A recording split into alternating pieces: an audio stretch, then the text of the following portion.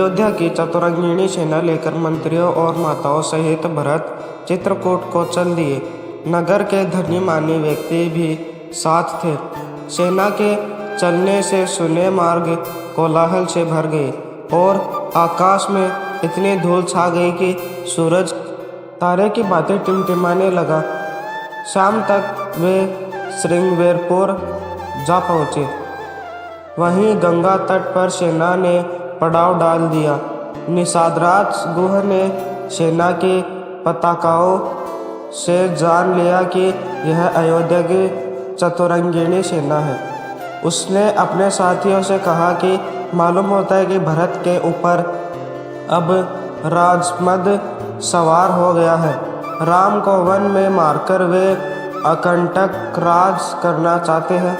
यह तो मैं जीते जी नहीं होने दूंगा। वह बोला, भाइयों, मरने मारने के लिए तैयार हो जाओ। आज भरत की सेना से लोहा लेना है।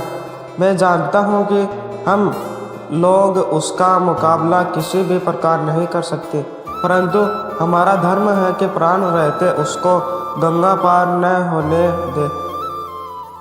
एक न एक दिन मरना तो सबको है ही। फिर राम का काम रणभूमि में विरक्ति और गंगा का किनारा, इससे बढ़कर और क्या हो सकता है। हमारे पास 500 नावें हैं। हर नाव में 100 सैनिक बैठ जाए और नाके घेर ले। मैं आगे जाकर भेद लेता हूँ। अगर भरत भाई से मिलने जा रहे होंगे तो हम उनकी सहायता करेंगे, और अगर उनके मन में कोई पाप है तो आज गंगा में रक्त की धारा बहेगी। मेरे संकेत की प्रतीक्षा करना। इतना कहकर निषादराज ने भेंट का सामान लिया और वह आगे बढ़ा। भरत निषादराज के प्रेम को जानते थे। वे ललक कर उससे गले मिले। भरत के मन को बात गुह ने जान ली। राम लक्ष्मण के विषय में दोनों में बहुत देर तक बातें होती रही। राजा दशरथ की मृत्यु के समाचार से निषादराज दुखी हुए। निषाद के साथ भरत उस इंदुगुडी वृक्ष के नीचे गए जहां राम ने रात बिताई थी। भरत ने उस स्थान को प्रणाम किया और वहां की धूल अपने माथे से लगाई। गुह ने लौटकर साथियों को सब समाचार सुनाए। अगले दिन प्रातःकाल 500 नावें सेना को पार उतारने के लिए घाट पर लग गई। सेना सहित भरत ने गंगा पार की। नाव पर बैठने के पहले भरत ने भी राम की तरह बरगद के दूध से जटा बनाई और वल्कल वस्त्र पहन लिए। गुह को साथ लेकर वे प्रयाग की ओर बढ़े। भरत के साथ इतनी बड़ी सेना देखकर महर्षि भरद्वाज को भी शंका हुई, परंतु भरत के व्यवहार से उनका संदेह दूर हो गया। भरद्वाज ने भरत को यह भी बता दिया कि राम किस मार्ग से चित्रकूट गए हैं। वह रात भरत ने भरद्वाज आश्रम में ही बिताई। प्रातः काल होते ही भरत का दल चित्रकूट के लिए चल पड़ा। चलते चलते चित्रकूट पर्वत उन्हें दिखाई दिया। सारा वन प्रदेश कोलाहल से भर गया। वन के जीव जंतु पशु पक्षी इधर उधर भागने लगे। कुछ दूरी पर धुआं उठते देख गुह ने अनुमान लगाया कि वहीं कहीं राम की कुटी होगी। इधर राम को भी आकाश में धूल उड़ते दिखाई दी। पशु पक्षी भी भाग रहे थे। अब कुछ कुछ कोलाहल भी समीप आता सुना पड़ने लगा। राम ने लक्ष्मण से कहा, भाई, ऊंचे वृक्ष पर चढ़कर देखो तो क्या बात है। लक्ष्मण ने चढ़कर देखा, दूर पर चतुरंगिणी सेना आ रही है। उन्होंने पताकाएं देखकर जान लिया कि अयोध्या की सेना है। वे बोले, आर्य जानकी माता को सुरक्षित स्थान में पहुंचाकर धनुष बाण उठाइए। मालूम पड़ता है भरत हमको वन में भी नहीं रहने देगा। आज मैं सबका बदला लूँगा। भरत को भाई समेत समर भूमि में सुलाकर कैकई और मंत्रा को भी जिंदा नहीं छोड़ूंगा। पेड़ से उतरकर लक्ष्मण धनुष बाण लेकर तैयार हो गए। उन्हें उत्तेजित देखकर राम बोले, लक्ष्मण वीर पुरुष धैर्य और समझदारी से काम लेते हैं, उतावली न करो। भरत साधु स्वभाव के हैं। मेरा मन कह रहा है कि वे मुझसे मिलने ही आ रहे हैं, लड़ने नहीं। तुम यह जानते ही हो कि मुझे राज्य पाने का तनिक भी लोभ नहीं है। भरत जैसे प्रिय भाई को त्यागकर मैं स्वर्ग को भी नहीं चाहता। तुम भरत के प्रति अनुचित भावना को अपने मन में मत लाओ। मुझे भरत पर पूरा भरोसा है। भाई राम के ये वचन सुनकर लक्ष्मण शांत हो गए। इधर भरत सेना को ठहराकर शत्रुघ्न के साथ आगे बढ़े। उन्होंने देखा कि तेजस्वी राम एक शिला पर बैठे हैं। पास में ही सीता और लक्ष्मण भी बैठे हैं। वे व्याकुल होकर राम के चरणों पर गिर पड़े। भरत को देखकर राम भी हड़बड़ा कर उठे। कहीं धनुष गिरा, कहीं बाण और कहीं उतरी। उन्होंने भरत को उठाकर छाती से लगा लिया। दोनों की आंखों में प्रेम की धाराएं बहने लगी। भाई से मिलकर भरत ने सीताजी के चरणों में प्रणाम किया। सीताजी का आशीर्वाद पाकर भरत को बड़ा संतोष हुआ। फिर वे लक्ष्मण से गले मिले। शत्रुघ्न ने भी राम, लक्ष्मण और सीताजी के चरणों में प्रणाम किया।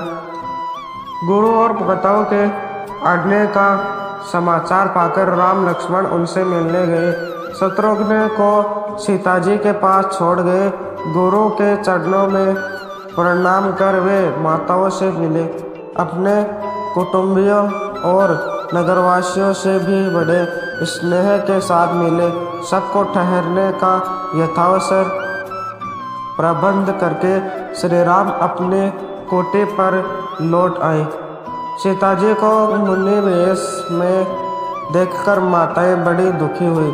अब कैकई भी मन ही मन पछता रही थी।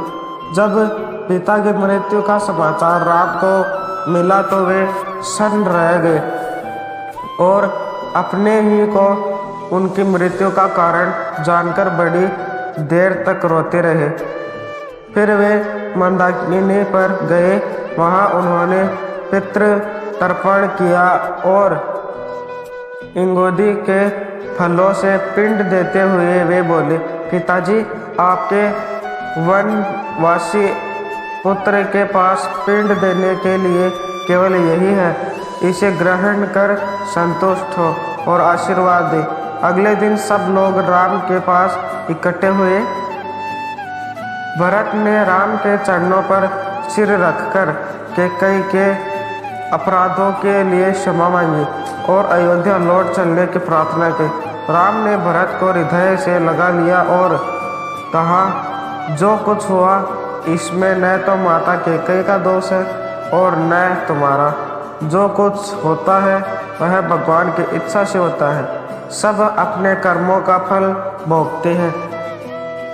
जहाँ तक मेरे लौटने की बात है, मैं 14 वर्ष तक वन में ही रहकर पिता के वचन का पालन करूँगा।